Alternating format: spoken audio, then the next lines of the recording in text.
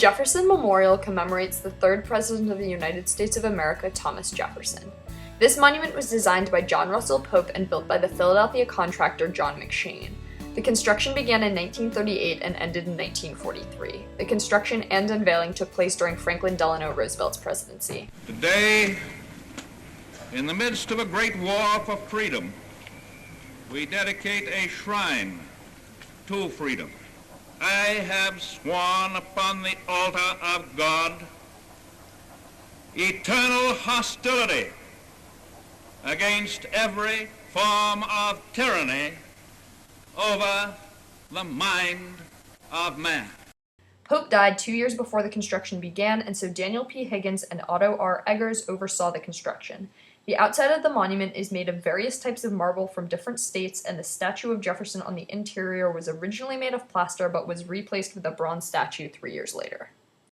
The memorial is located on the tidal basin in downtown Washington, D.C. There's no great significance to the geographic location of the Jefferson Memorial. It was constructed on the tidal basin because it was the only significant spot left downtown with enough space for a sizable monument. From the memorial, there's a great view of the cherry blossoms when they're in season, the Washington Monument, and the surrounding landscape.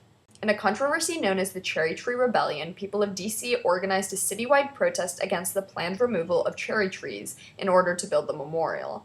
On the opening day of construction, November 17, 1938, 50 women chained themselves to the trees in hopes of stopping production.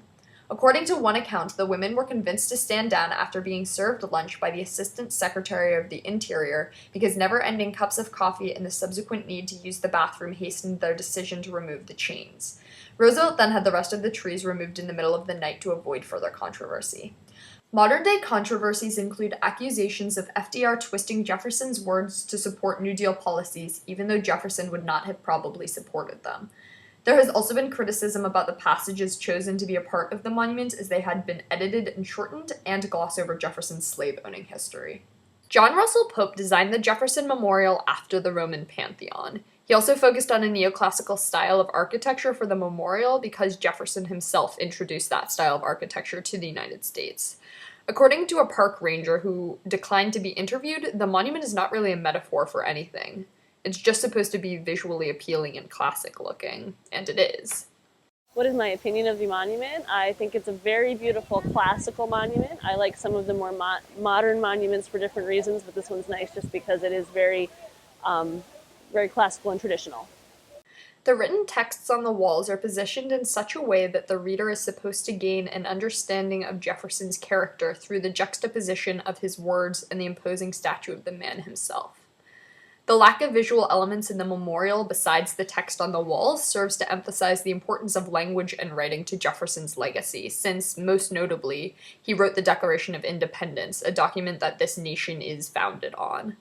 In the first panel, an excerpt from the parts of the Declaration of Independence written by Thomas Jefferson, there is use of parallel structure to emphasize his points on the inevitable rights of men.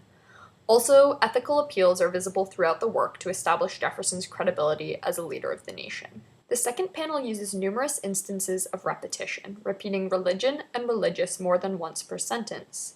This repetition is used mainly to highlight that Jefferson believed in the freedom of religion, something that had not been widely accepted up to that point in history.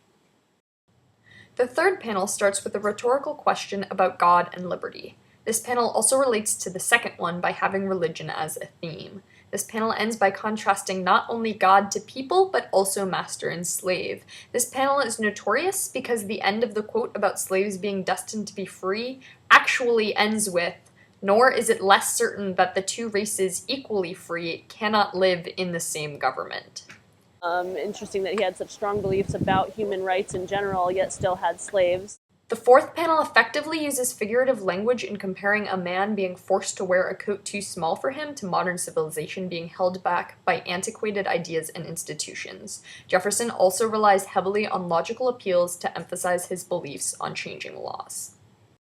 This monument needs to be here because it represents the founder, the man that wrote the Declaration of Independence. And this declaration is the cornerstone, the foundation of our nation. Without the words in the independence, the Constitution would mean nothing.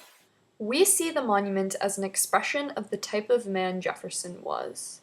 On the surface, it appears that he was nothing but noble and against tyranny, but those who know their history know that Jefferson's actions did not always reflect his words. He was an incredibly important figure in the history of this nation, and his memorial does reflect that.